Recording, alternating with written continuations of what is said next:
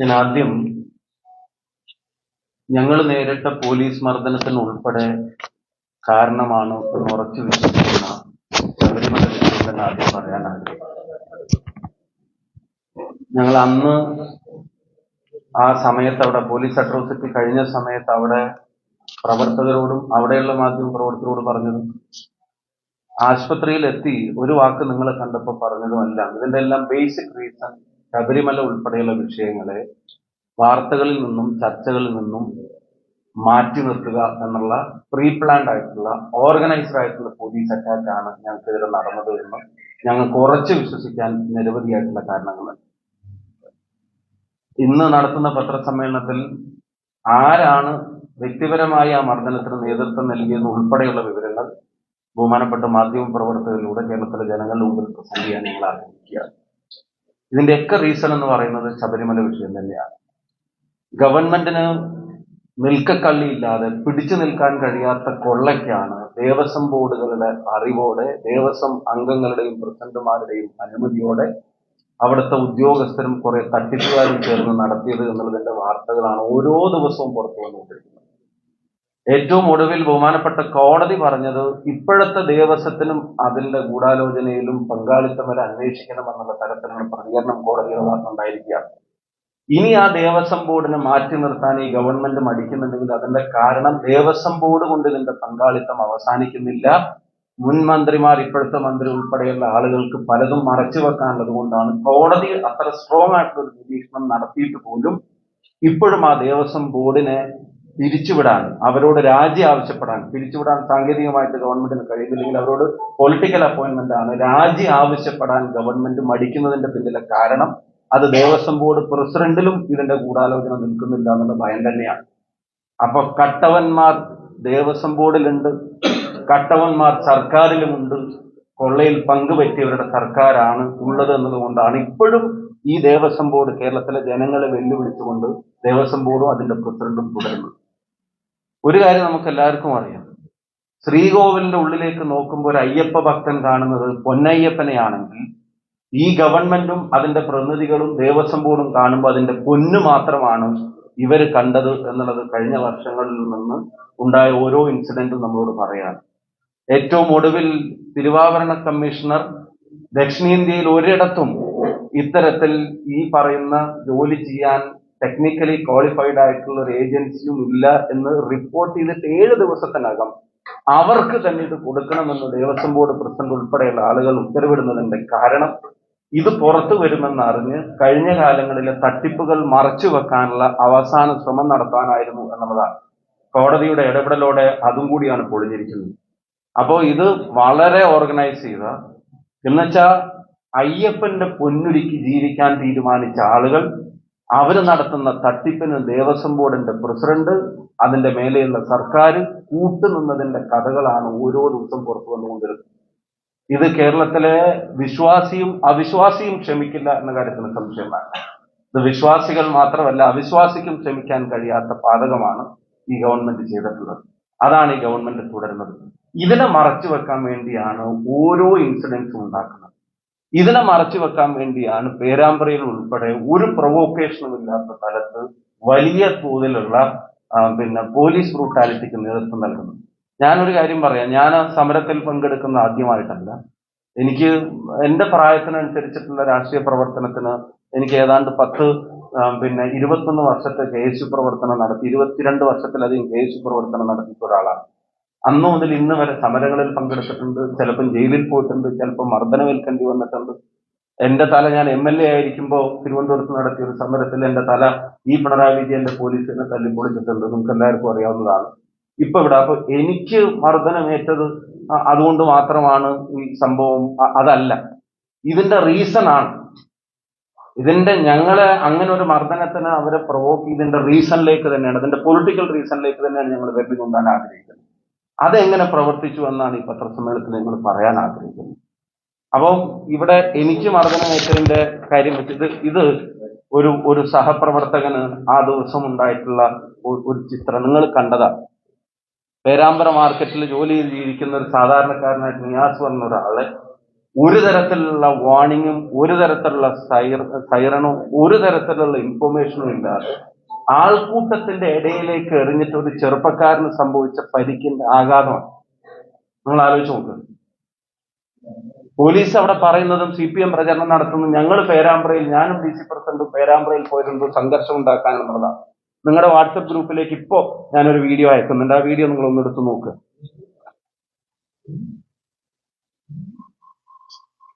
Okay,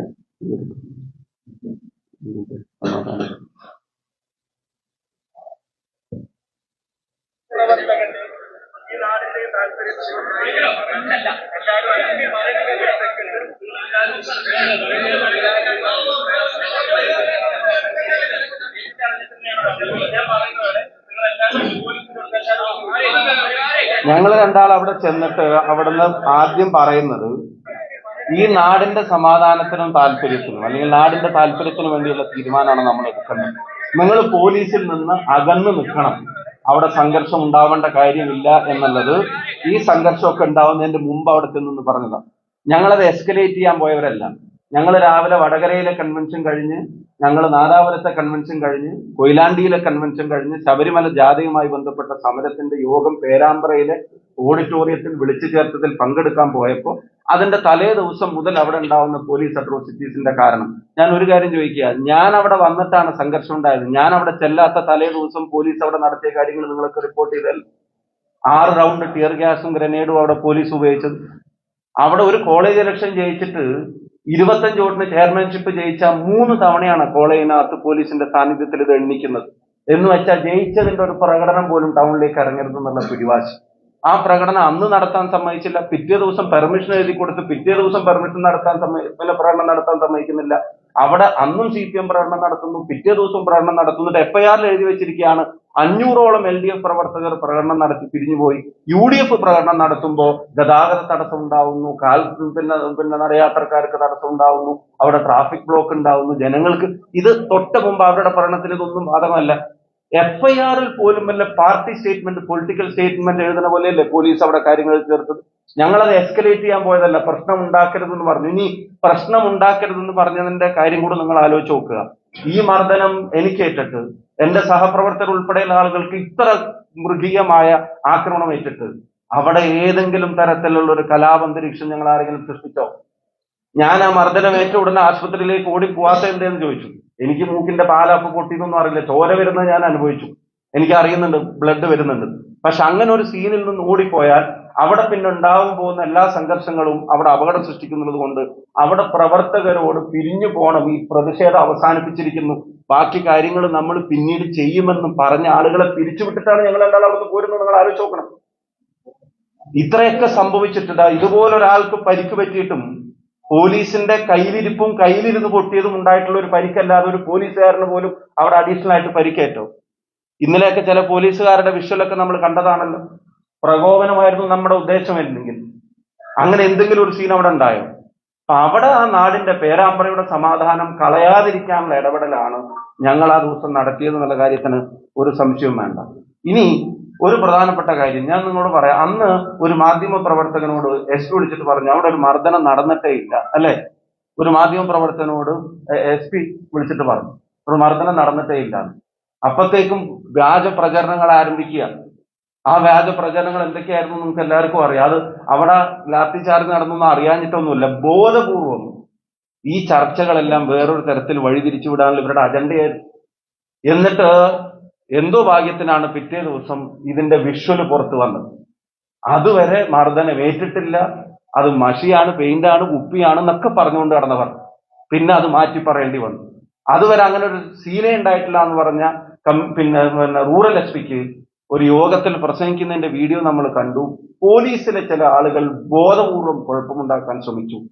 അങ്ങനെ ഒരു direction ഉണ്ടായിരുന്നില്ല, അതിന്റെ ഒരു വാണിംഗ് കൊടുത്തിട്ടുണ്ടായിരുന്നില്ല, അതിന്റെ സൈറൻ കൊടുത്തിട്ടുണ്ടായിരുന്നില്ല എന്ന് ഈ നാട്ടിലൊരു റൂറൽ SP പ്രസംഗിക്കുന്നതിന്റെ വീഡിയോ ദൃശ്യങ്ങൾ പുറത്തു വന്നിട്ട് പോലും ഇതിനെ വേറൊരു രീതിയിൽ പ്രചരിപ്പിക്കാൻ ശ്രമിക്കുന്നതിന്റെ പിന്നിലെ റീസൺ എന്താ?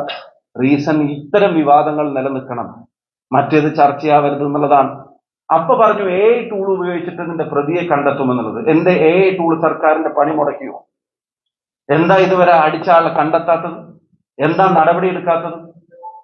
റൂറൽ എസ് പിയുടെ ആ സ്റ്റേറ്റ്മെന്റിന് ആരുടെ ഭീഷണിക്ക് വഴങ്ങിയിട്ടാണ് പോലീസ് മുന്നോട്ട് പോകാതിരുന്നത്?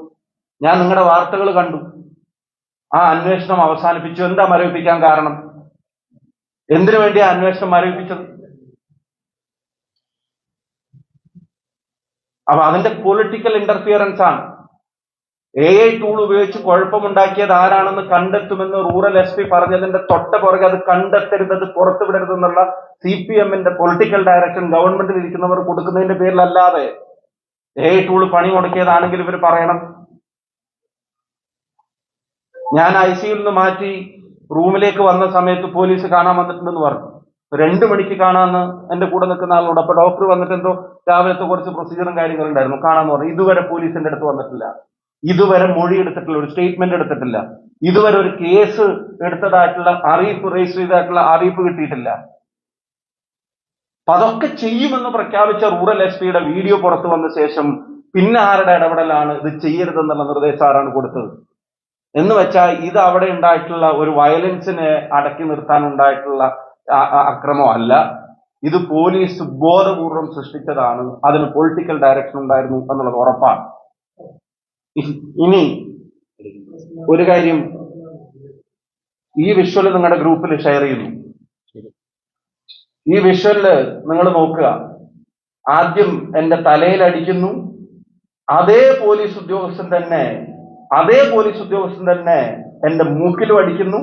അവിടുന്ന് ആ തിരക്കിൽ ഞാൻ ഇങ്ങോട്ട് മാറുമ്പോ അതേ പോലീസ് ഉദ്യോഗസ്ഥന്റെ ലാത്തി മൂന്നാമത്തവണയും ഡയറക്ഷൻ എന്നെ നോക്കി ആ ലാത്തി വീശാൻ ശ്രമിക്കുന്നു. നിങ്ങൾ ആ വിഷ്വൽ നിങ്ങളുടെ ഗ്രൂപ്പിൽ ഇപ്പൊ നിങ്ങളുടെ എല്ലാവരുടെയും മൊബൈലിലേക്ക് അയച്ചിട്ടുണ്ട്, നിങ്ങൾ നോക്കുക.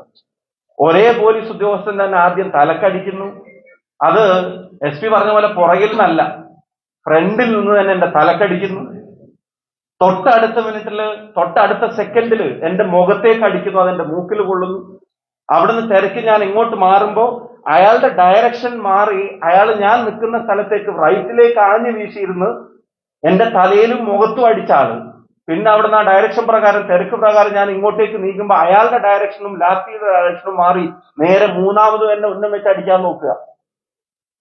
അത് അവിടെയുള്ള ഒരു പോലീസുകാരൻ തടയുക. മൂന്നാമതും അടിക്കാൻ നോക്കുമ്പോൾ നമ്മൾ ആലോചിച്ച് നോക്കുക. അറിയാതെ പറ്റിപ്പോയതാണെന്ന് നമുക്ക് പറയാൻ പറ്റുമോ? സംഘർഷത്തിനെടുക്കേണ്ടതാണെന്ന് നമുക്ക് പറയാൻ പറ്റുമോ? ഈ സീനിൽ ഇത് നടക്കുമ്പോ എവിടെ അവിടെ ടിയർ ഗ്യാസ് പൊട്ടിയിട്ടുള്ളത്? ഈ സീൻ നടക്കുമ്പോ എവിടെ അവിടെ ഗ്രനേഡ് പൊട്ടിയിട്ടുള്ളത്? എവിടെ അവിടെ സ്ഫോടനം നടന്നിട്ടുള്ളത്?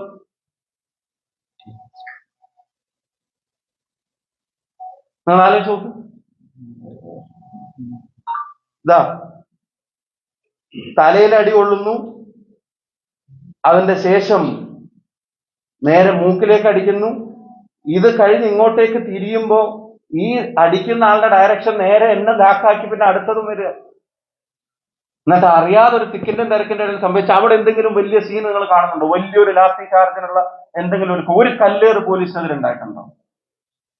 ഏതെങ്കിലും ഒരു പോലീസുകാരന്, ഞാൻ ആവർത്തിച്ച് പറയുന്നു, അവരവരുടെ കയ്യിലിരുന്ന് പൊട്ടിയതും കൊണ്ടുണ്ടായ പരിക്കല്ലാതെ ഏതെങ്കിലും ഒരു പോലീസുകാരന് UDFന്റെ പ്രവർത്തകരുടെയോ നേതൃത്വത്തിന്റെ ഇടപെടലിന്റെ പേരിൽ സീരിയസ് ആയ എന്തെങ്കിലും ഒരു പരിക്ക് അവിടെ പറ്റിയിട്ടുണ്ടോ? ഇനി നിങ്ങൾ അടുത്ത് നിങ്ങൾ ഗ്രനേഡിന്റെ കാര്യം പറയുന്നു. നിങ്ങൾ നോക്കുക, DYSP ഹരിപ്രസാദ് അതിന്റെ വിഷ്വൽ നിങ്ങൾക്ക് അയച്ചിരുന്നു. DYSP ഹരിപ്രസാദിന്റെ കയ്യിൽ ആ ഗ്രനേഡ് അല്ലെങ്കിൽ ടിയർ ഗ്യാസ്, അവരുടെ കയ്യിൽ അതേ സമയം തന്നെ ലാത്തി. ഈ ഗ്രനേഡ് കയ്യിൽ വെച്ചിട്ട് ആ ലാത്തി വെച്ചുകൊണ്ട് അടിക്കാൻ ശ്രമിക്കുന്നതിന്റെ വിഷ്വൽ നിങ്ങൾ കാണുക. ഇത് നിങ്ങൾ ശ്രദ്ധിക്കുക. ഇതാ ഒരു കയ്യിൽ ഗ്രനേഡ്, ഒരു കയ്യിൽ ലാത്തി. DYSPയുടെ കയ്യിലുള്ള ലാത്തി മറ്റേ ചൂരൽ ലാത്തിയായിരുന്നു. തിരിച്ചറിയാനുള്ള എളുപ്പത്തിന് ഞാൻ പറയാം. ഗ്രനേഡ് കയ്യിൽ വെച്ചിട്ട് ലാത്തിയും വെച്ചിട്ട് ആ ആൾക്കൂട്ടത്തിന്റെ ഇടയിൽ നിന്ന് ആളുകളെ തല്ലാൻ നോക്കുക. FIR-നകത്ത് വരെ പറയുന്നുണ്ട് ഗ്രനേഡ് പാർട്ടിയിൽപ്പെട്ട ചില ആളുകൾ എന്നവർ പറയുന്നുണ്ട്. ഗ്രനേഡ് പാർട്ടിയിൽപ്പെട്ട ആളുകൾ ഉണ്ടെങ്കിൽ പിന്നെ DYSP എന്തിനാ ഗ്രനേഡ് കയ്യിൽ കൊണ്ടു നടക്കുന്നത്?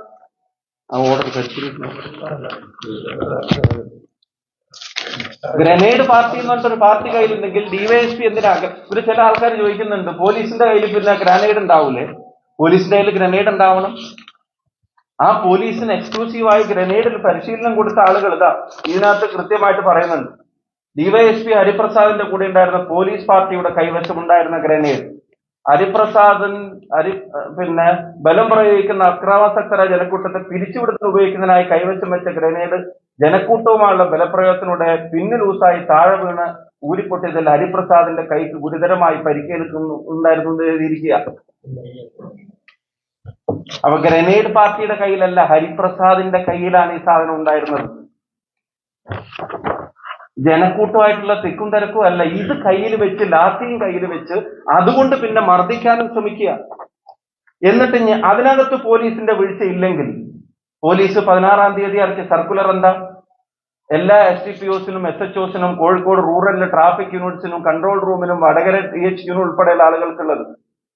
വടകരയിലെ രാവിലെ 7 മണി മുതൽ ഗ്രനേഡ് ത്രോയിങ് പ്രാക്ടീസായി DHQൽ താഴെ കാണിച്ച സമയങ്ങളിൽ ഓരോ സബ് ഡിവിഷനിൽ നിന്നും എത്തിച്ചേരാൻ ജില്ലാ പോലീസ് മേധാവി അറിയിക്കുന്നു എന്ന് വെച്ചാൽ ഇത് മര്യാദക്ക് എറിയാൻ ഇവന്മാർക്ക് അപ്പൊ കഴിഞ്ഞിട്ടില്ല എന്നുള്ളത് മനസ്സിലായിട്ട് ഇൻസിഡന്റിന് ശേഷം ഇത് പരിശീലിപ്പിക്കാൻ സർക്കുലർ ഇറക്കുന്ന പോലീസ് അവരുടെ അടുത്ത് വീഴ്ച പറ്റിയിട്ടില്ലെങ്കിൽ ഞങ്ങൾ ബോംബ് എറിഞ്ഞിട്ടാണ് ആർക്കെങ്കിലും പരിക്കേറ്റതെങ്കിൽ ഇങ്ങനെ ഒരു സർക്കുലർ കേരളത്തിന്റെ പോലീസ് ഇറക്കേണ്ട കാര്യമുണ്ടോ? കോഴിക്കോട്ടെ പോലീസ് ഇറക്കേണ്ട കാര്യമുണ്ടോ?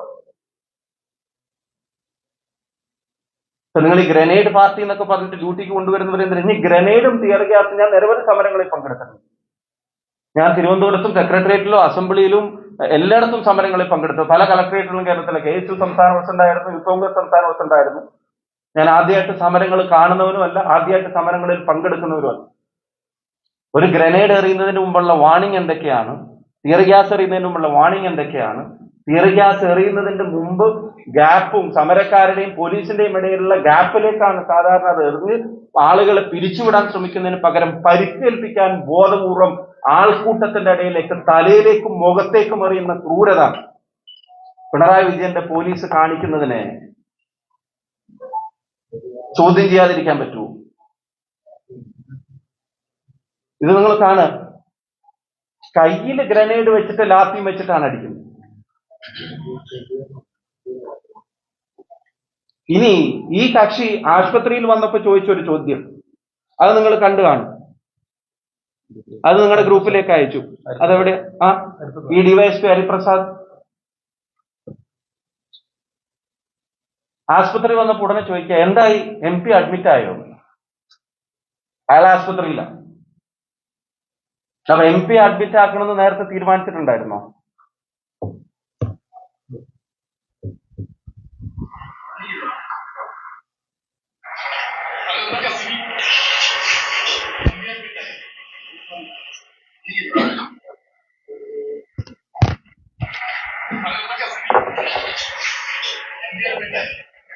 നിങ്ങൾ ആലോചിച്ചോ.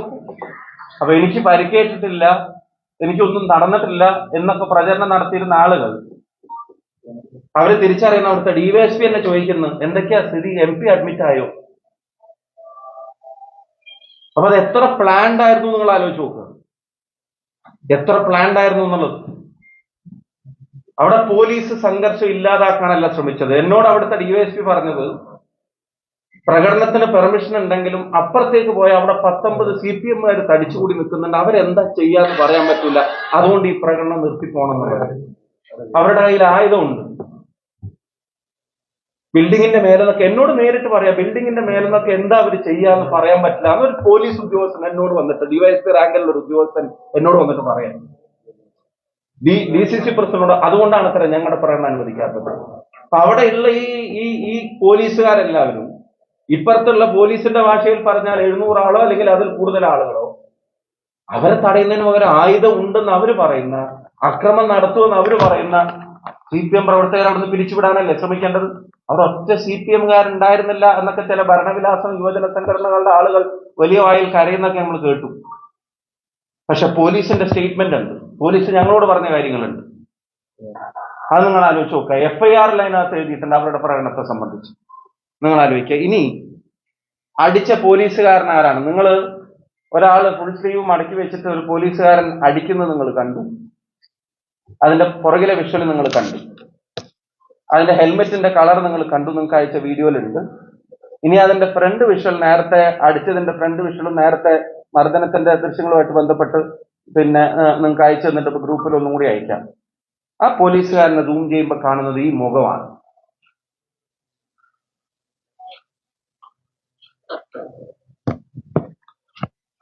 ഈ മുഖമാണ് ആ പോലീസുകാരനെ സൂം ചെയ്യുമ്പോൾ കാണുന്നത്. നിങ്ങളുടെ ഫോണുകളിലേക്ക് അതിന്റെ വീഡിയോയും മറ്റു ഡീറ്റെയിൽസും എല്ലാം അയച്ചു തരാം.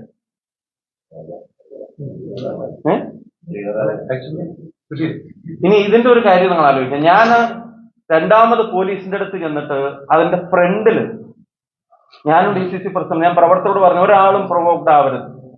അപ്പൊ നിങ്ങളെ അടിച്ച് MP അടിച്ച് ഞാൻ പറഞ്ഞു അത് നമുക്ക് ലീഗലി അത് കൈകാര്യം ചെയ്യാൻ സാധിക്കും, നിങ്ങളൊരാളും പ്രൊവോക്ഡ് ആവരുത്.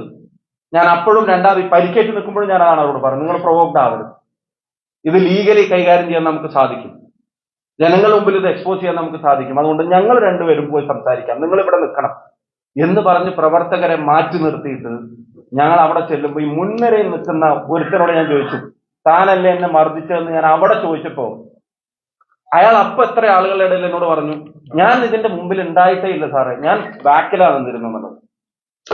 പിന്നെ ഞാൻ വിഷ്വല് പരിശോധിക്കുമ്പോഴും മുഖം കാണുമ്പോഴും ഞാൻ ആ ചോദിച്ച വ്യക്തി തന്നെയാണ് മുമ്പിൽ ഉണ്ടായിരുന്നതും മർദ്ദിച്ചതും അതിന് നേതൃത്വം നൽകിയതും എന്നുള്ളത്. അതിന്റെ വിഷ്വലും ഞാൻ നിങ്ങൾക്ക് അയച്ചിട്ടുണ്ട്. അപ്പൊ ആരാണ് അടിച്ചതെന്ന് കണ്ടെത്താൻ പിണറായി വിജയൻ സർക്കാരിന്റെ പണിയെടുക്കാത്ത AI ടൂളിന്റെ ആവശ്യമൊന്നുമില്ല. 6 ഇഞ്ച് മൊബൈൽ സ്ക്രീനിൽ ആ വീഡിയോ 4 വട്ടം അങ്ങോട്ടും ഇങ്ങോട്ടും തിരിച്ചു നോക്കുമ്പോ ഇത് അതിന്റെ ഫ്രണ്ട് വിഷ്വൽ നിങ്ങൾ കാണുക, അയാൾ മർദ്ദിക്കുന്നതിന്റെ ഫ്രണ്ട് വിഷ്വൽ.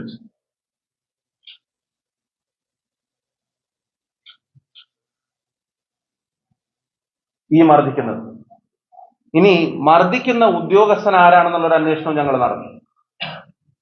മർദ്ദിക്കുന്ന ഉദ്യോഗസ്ഥൻ ആരാണെന്നുള്ളൊരു അന്വേഷണം ഞങ്ങൾ നടത്തുമ്പോഴാണ് ഇത് ബോധപൂർവമാണ് എന്നുള്ളത് ഞങ്ങൾക്ക് ഒന്നും കൂടെ വെളിപ്പെടുന്ന ഒരു സാഹചര്യം ഉണ്ടായത്. ഇത് ഇന്ത്യൻ എക്സ്പ്രസിൽ തിരുവനന്തപുരത്ത് കേരളത്തിൽ വന്ന ഒരു വാർത്തയാണ്. ഇത് എല്ലാ മാധ്യമങ്ങളും അതിന്റെ ഒരു വീഡിയോ എടുത്തു, എല്ലാ മാധ്യമങ്ങളും 2023 ജനുവരി മാസത്തിൽ റിപ്പോർട്ട് ചെയ്ത ഒരു വാർത്തയാണ്. ഈ ഉദ്യോഗസ്ഥൻ ഉൾപ്പെടെയുള്ള ആളുകളെ മാഫിയ ബന്ധത്തിന്റെ പേരിൽ ജനുവരി 16 പോലീസിൽ നിന്ന് സസ്പെൻഡ് ചെയ്തതായിട്ടുള്ള വാർത്തകളും അതിന്റെ ഓർഡറും നിങ്ങൾക്ക് ഞങ്ങൾ കാണിച്ചു തരാം, നിങ്ങളുടെ ഗ്രൂപ്പിലേക്ക് ഞങ്ങൾ ഷെയർ ചെയ്യാം. 2-3 ഉദ്യോഗസ്ഥരെ സസ്പെൻഡ് ചെയ്യുന്നു 2023 ജനുവരി 16. ആ വാർത്ത 3 പോലീസുകാരെ പിരിച്ചുവിട്ടു. 2023 ജനുവരി 19 3 പോലീസുകാരെ പിരിച്ചുവിട്ടു എന്നുള്ള വാർത്തയാണ്.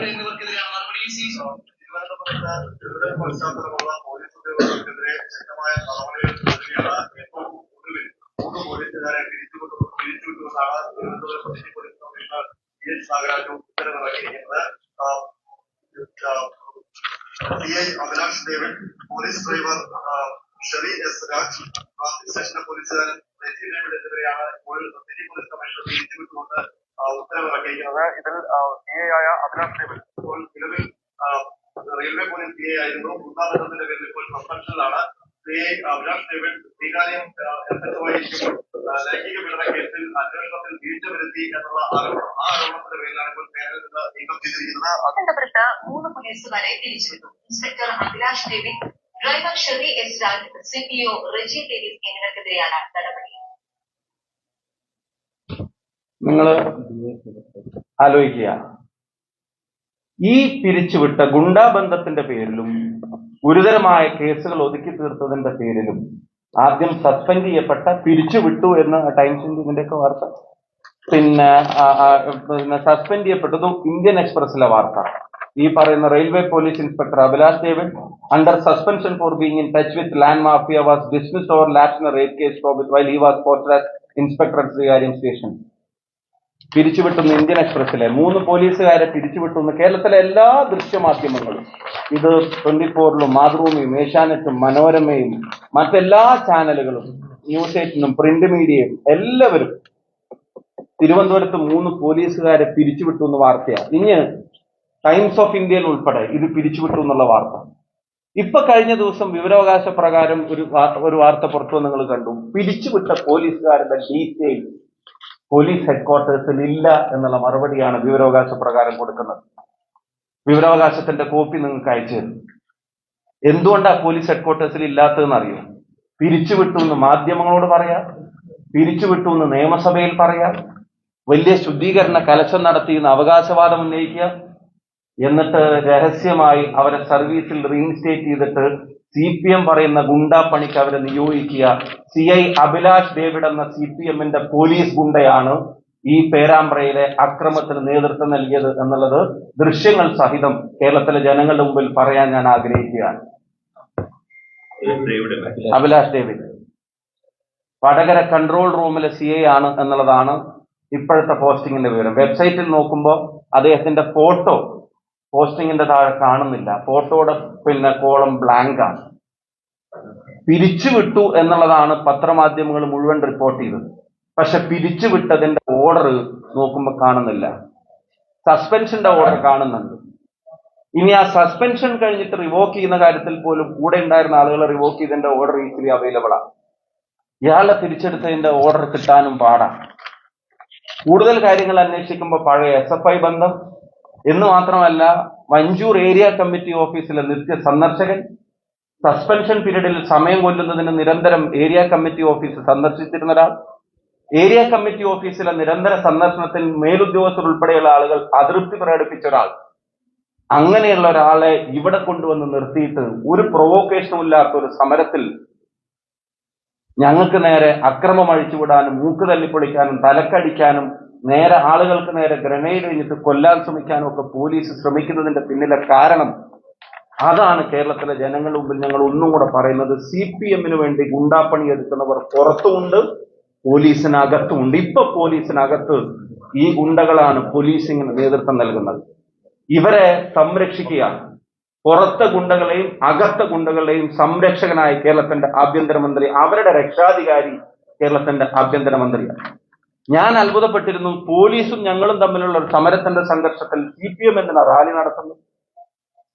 ഞങ്ങൾ അവിടെ പോയി പ്രസംഗിച്ച പാറക്കൽ ഉൾപ്പെടെയുള്ള പ്രവീണേട്ടൻ ഉൾപ്പെടെയുള്ള KC വേണുഗോപാൽ ഉൾപ്പെടെയുള്ള നേതാക്കന്മാർ പ്രസംഗിച്ചത് പോലീസിന്റെ വീഴ്ചകളെ പറ്റിയാണ്, പോലീസിനെതിരായിട്ടാണ്, ഈ കള്ളത്തരങ്ങൾ പ്രചരിപ്പിക്കുന്ന ആളുകൾക്കെതിരായിട്ടാണ്. പിറ്റേ ദിവസം റാലി നടത്തിയിട്ട് EP ജയരാജനെ പോലെ ആളുകൾ കൊണ്ടുവന്നിട്ട് ഇപ്പൊ മൂക്കിന്റെ പാലേ പോയിട്ടുള്ളൂ, കയ്യൂക്കുള്ള ആളുകൾ പോലീസും ഞങ്ങളും തമ്മിലുണ്ടായിട്ടുള്ള ഒരു സമരത്തിനിടയിൽ ഉണ്ടായിട്ടുള്ള സംഘർഷത്തിന്റെ പുറത്ത് CPM റാലി നടത്തിയിട്ട് പ്രവർത്തകരോട് ബാക്കി അക്രമത്തിന് ആഹ്വാനം ചെയ്യുന്നതിന്റെ റീസൺ എന്താ?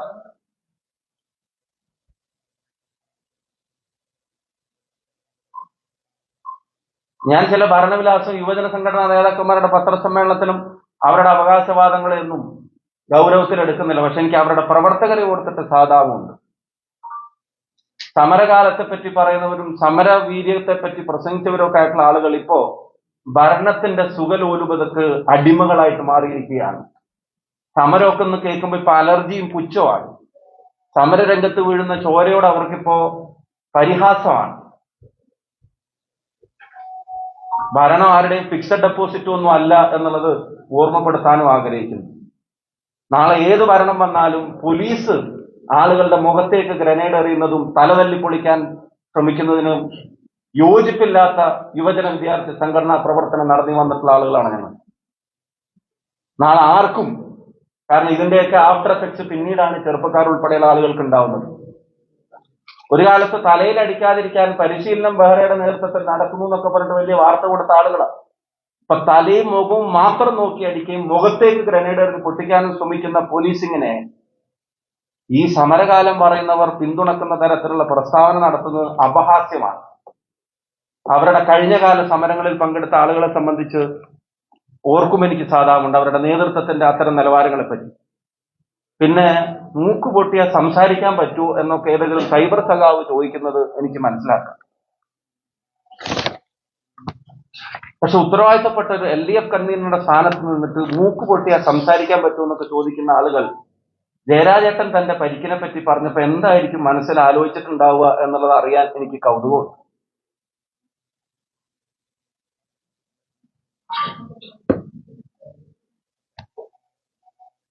ഈ നേസൽ ബോൺ ഫ്രാക്ചർ റിഡക്ഷൻ ചെയ്യുമ്പോൾ അല്ലെങ്കിൽ എൻഡോസ്കോപ്പിക് സെപ്റ്റോപ്ലാസ്റ്റി ചെയ്യുമ്പോൾ തടി മീശയൊക്കെ വടിക്കൽ നിർബന്ധമുണ്ടോ എന്നുള്ളത് ആരോഗ്യമന്ത്രിക്ക് ഏതെങ്കിലും ഒരു ENT ഡോക്ടറോട് വിളിച്ച് ചോദിച്ചാൽ, അല്ലെങ്കിൽ ഒരു ജനറൽ അനസ്തീഷ്യ കൊടുക്കുന്ന ആളുകൾക്ക് ഇത് സർജറിക്ക് വേണ്ടിയിട്ടല്ലല്ലോ, അനസ്തീഷ്യയുടെ ട്യൂബ് ഉൾപ്പെടെയുള്ള കാര്യങ്ങൾ ഫിക്സ് ചെയ്ത് വെക്കാൻ താടി മീശയും തടസ്സമാവോ എന്നുള്ള സംശയം.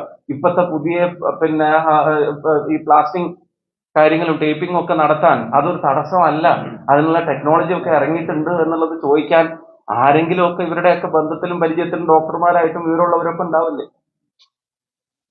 ഇപ്പൊ വന്നിട്ട് സർജറി നടത്തേണ്ടത് എവിടെയാണെന്നും ആരാണെന്നും താടി പിടിക്കണോ മീശ പഠിക്കണോ എന്നൊക്കെ ഡോക്ടറല്ല AKG സെന്ററിൽ നിന്ന് എഴുതി തരണമെന്ന് പറയണോ ഞങ്ങൾ?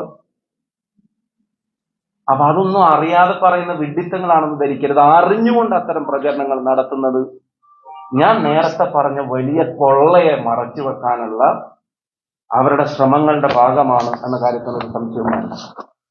ഇത്തരം ക്രിമിനൽ പോലീസുകാരെ ഒരു വശത്ത് പിരിച്ചുവിട്ടു എന്ന് വലിയ അവകാശവാദം ഉന്നയിക്കുക, മറുവശത്ത് അവരെ രഹസ്യമായി റീഇൻസ്റ്റേറ്റ് ചെയ്തിട്ട് അവരെ കൊണ്ട് CPMന്റെ ഗുണ്ടകൾ എടുക്കുന്ന പണി പോലീസിനകത്തുനിന്ന് എടുക്കാൻ ഏൽപ്പിക്കുക, എന്നിട്ട് അവർ ആ ഗുണ്ടാ പണി ഉപയോഗിച്ചിട്ട് ഞങ്ങളെയൊക്കെ മർദ്ദിച്ചില്ലാതാക്കിയാൽ ഞങ്ങൾ ശബരിമല ഉൾപ്പെടെയുള്ള വിഷയങ്ങൾ കൊണ്ടുവരുന്നതിനോ ജനങ്ങളുടെ മുമ്പിൽ പറയുന്നതിനോ ഒരു തടസ്സമുണ്ടാവുമെന്നാണ് ആരെങ്കിലും കരുതുന്നതെങ്കിൽ അതുണ്ടാവില്ല. ഞങ്ങൾ ജനപക്ഷത്ത് ഉറച്ചു നിന്ന് തന്നെ മുന്നോട്ട് പോകും. ജനങ്ങളുടെ വിഷയങ്ങൾ ഇനിയും ഏറ്റെടുക്കും. ആശാവർക്കർമാരുടെ സമരത്തിനോട് ഇവർ കാണിച്ച അസഹിഷ്ണുത എത്ര വലുതാണെന്ന് നിങ്ങൾ കണ്ടതാണ് ഇന്നലെ. പ്രതിഷേധ സ്വരങ്ങളോടുള്ള ഇവരുടെ നിലപാട് എന്താണെന്നുള്ളത് കണ്ടതാണ്. എന്നിട്ട് അതിനൊരു കള്ളക്കേസ് ബോംബിന്റെ പേരിൽ ഉണ്ടാക്കുക. ഞാനൊരു കാര്യം പറയാം, അവിടെ അയ്യന്റെ സ്വർണം ചെമ്പായി മാറിയതുപോലെ ഇവിടെ പോലീസിന്റെ ഗ്രനേഡ് ഞങ്ങളുടെ കയ്യിലുള്ള ബോംബാക്കി മാറ്റാനുള്ള കള്ളക്കഥയും ജനങ്ങൾ കയ്യോടെ പിടിച്ചിട്ടുണ്ട് എന്നുള്ള കാര്യത്തിന് ഒരു സംശയവും വേണ്ട. അല്ലെങ്കിൽ 10-ാം തീയതി പൊട്ടിയ ബോംബിന് 13-ാം തീയതി ഒരു കഥ ഉണ്ടാക്കിയിട്ട് FIR ഇട്ട DYFI നേതാക്കന്മാരുടെ ഭാവനയാണ് പോലീസിന്റെ FIR സ്റ്റേറ്റ്മെന്റിൽ വരേണ്ടത്. അവരുടെ തിരക്കഥയാണോ FIR വരേണ്ടത്? 10-ാം തീയതി അവിടെ ഒരു ബോംബ് പൊട്ടിയ നിങ്ങൾ മാധ്യമപ്രവർത്തകർ, പേരാമ്പ്രയിൽ ഉൾപ്പെടെ മാധ്യമപ്രവർത്തകർ ഇവിടെ ഉണ്ട്, നിങ്ങൾ അറിയാതിരിക്കുമോ? പോലീസ് അറിയാതിരിക്കുമോ? ഒരു ബോംബിന്റെ ഇൻസിഡന്റ് ഒരു സമരരംഗത്ത് ഉണ്ടായിട്ടുണ്ടെങ്കിൽ, ഒരു സ്ഫോടക വസ്തു ഒരു സമരരംഗത്ത് പൊട്ടിയില്ലെങ്കിൽ പോലീസ് 3 ദിവസം മൗനം പാലിക്കുമെന്ന് നിങ്ങൾ കരുതുന്നുണ്ടോ? ആളുകളുടെ ലോജിക്കിനെ വെല്ലുവിളിക്കുകയാണ് ഇവർ, സാമാന്യ യുക്തിയെ. FIR ഒക്കെ ഇപ്പം DYFI നേതാക്കന്മാരാണ് എഴുതി കൊടുക്കുന്നത്. അവരുടെ തിരക്കഥയും ഭാവനയുമാണ് FIR ആയിട്ട് വരുന്നത് പോലീസിൽ. നിങ്ങൾ ഇനി വേറെ കാര്യം, എന്നിട്ട് അതിന് വ്യാപകമായ അറസ്റ്റും റെയ്ഡും രാത്രി 2 മണിക്കും 3 മണിക്കും കുട്ടികളും സ്ത്രീകളും ഉള്ള വീടുകളിലേക്ക് അതിക്രമിച്ച് കയറുക, റൂമിനകത്ത് കയറുക, ബെഡ്റൂമിനകത്ത് കയറുക, 1 വയസ്സും 1.5 വയസ്സുള്ള കുട്ടികൾ കിടന്നുറങ്ങുന്ന റൂമിന്റെ വാതിലുകൾ തല്ലിപ്പൊളിക്കുക, വലിയ ഭീകരാന്തരീക്ഷം സൃഷ്ടിച്ച് 5-8 സഹപ്രവർത്തകരെ, നിരപരാധികളായ പോലീസ് പോലും അങ്ങനെ ഒരു സംഭവം ഉണ്ടായിരുന്നു 3 ദിവസം റിപ്പോർട്ട് ചെയ്യാത്തൊരു ഇൻസിഡന്റിന്റെ പേരിൽ പിന്നെ നടന്ന ചില പരിശോധനാ നാടകങ്ങൾക്ക് ഒടുവിൽ കൊണ്ടുപോയിട്ട് അറസ്റ്റ് ചെയ്യുക. ഞാൻ വേറെ 2 കാര്യം നിങ്ങളുടെ ശ്രദ്ധയിൽപ്പെടുത്താൻ ആഗ്രഹിക്കുകയാണ്.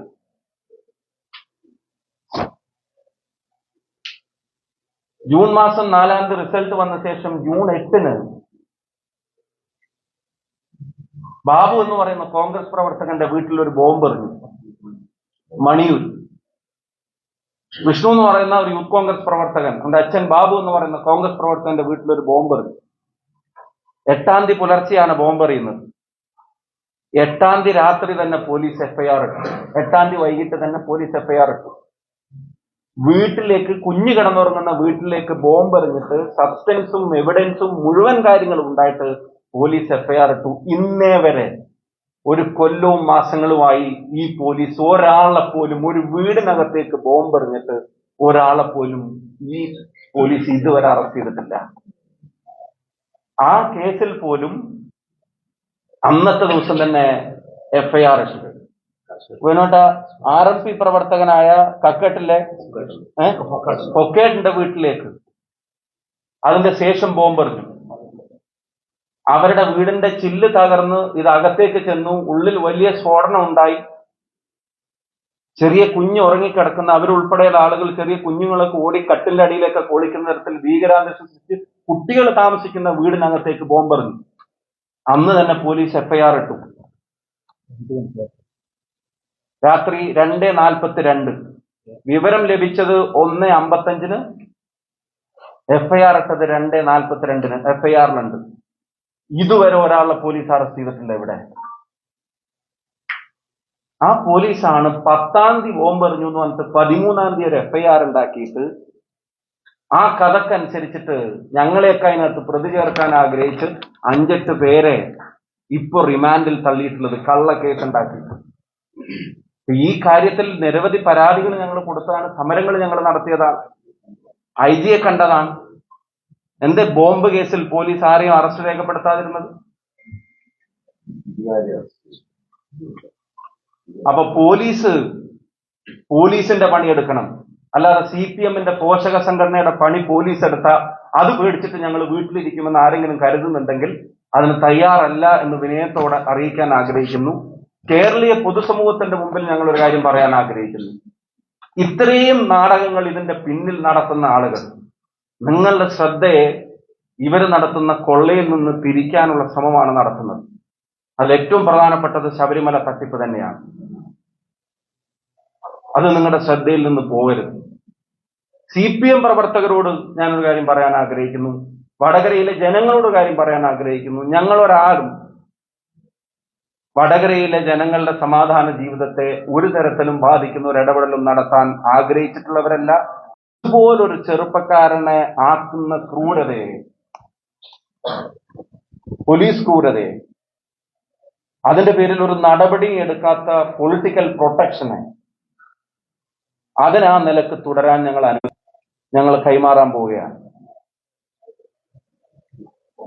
ബോംബിന്റെ വിഷ്വൽ കഴിഞ്ഞ ദിവസം DCC പ്രസിഡന്റ് നിങ്ങൾ വിളിച്ചു ചേർത്ത പത്രസമ്മേളനത്തിൽ അത് പുറത്തുവിട്ടതുമാണ്.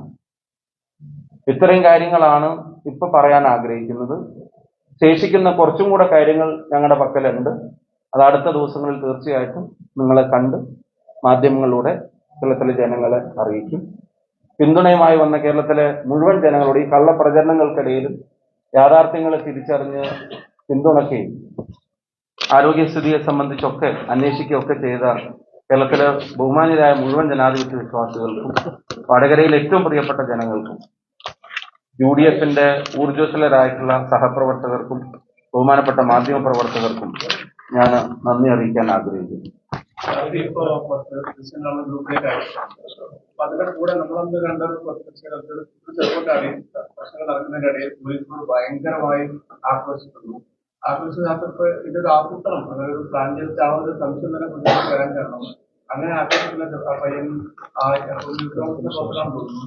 അദ്ദേഹം പേരമ്പരക്കാരനല്ല, അത് വിവരങ്ങൾ അന്വേഷിക്കുന്ന കുറച്ചുകൂടി ദൂരത്തിൽ ഭൂമൂല്യമുള്ള വിദേശത്തുള്ള ആളാണ്. വളരെ പെട്ടെന്ന് ഇങ്ങനെ ഒരു പേരാമ്പ്ര സംരക്ഷണ ദൂരത്തൊക്കെ ആൾക്കാർ അതിനുശേഷം ആ ദൃശ്യങ്ങൾ സാധനം തരുന്നു, അത് പിന്നീട് അപ്പുറം പൊട്ടുന്നു. അതാണ് കയ്യിലേക്ക് വരുന്ന സാധനം എന്താണെന്ന് അങ്ങനെ ലൈറ്റായിട്ട് പറഞ്ഞു പോകരുത്. അതൊരു സ്ഫോടക വസ്തു അല്ല എന്നുള്ളത് എല്ലാവർക്കും അറിയാവുന്നതാണ്. ആയിക്കോട്ടെ, ചോദിച്ചു. അതിനുശേഷം സ്ഫോടനം പെട്രോൾ പിന്നീട് പരിശോധനയ്ക്ക് വരുന്നത് ചോദ്യം എന്താ, ഇത് വളരെ പെട്ടെന്നുള്ള ഒരു സമരമാണെങ്കിൽ ഒരു പ്രതിഷേധം എങ്ങനെ ദൂരത്തിൽ ആൾക്കാർ അവിടെ നടത്തുന്നത് സാധാരണ ജനങ്ങൾക്കുള്ള ചോദ്യമാണ്. ഒന്നാമത്തെ കാര്യം, ആ സമരം അവിടെ തലേ ദിവസം മുതൽ ഞാൻ പറഞ്ഞു, ഒരു കോളേജ് ഇലക്ഷൻ ജയിച്ചത് മുതലുണ്ടാവുന്ന സംഘർഷങ്ങളാണ്. അതിന്റെ തലേ ദിവസം പോലീസ് ക്രൂരമായിട്ട് UDF പ്രവർത്തകരെ തെരഞ്ഞുപിടിച്ച് മർദ്ദിച്ചിട്ടുണ്ട്. അതിന്റെ പ്രതിഷേധ പ്രകടനം അവിടുത്തെ UDF പ്രഖ്യാപിച്ചത്, ആ പ്രതിഷേധ പ്രകടനം പോലീസിന്റെ പെർമിഷനോടുകൂടെ നടത്താൻ തീരുമാനിച്ചതാണ്. അത് അപ്പോൾ ഉണ്ടായ സമരമല്ല.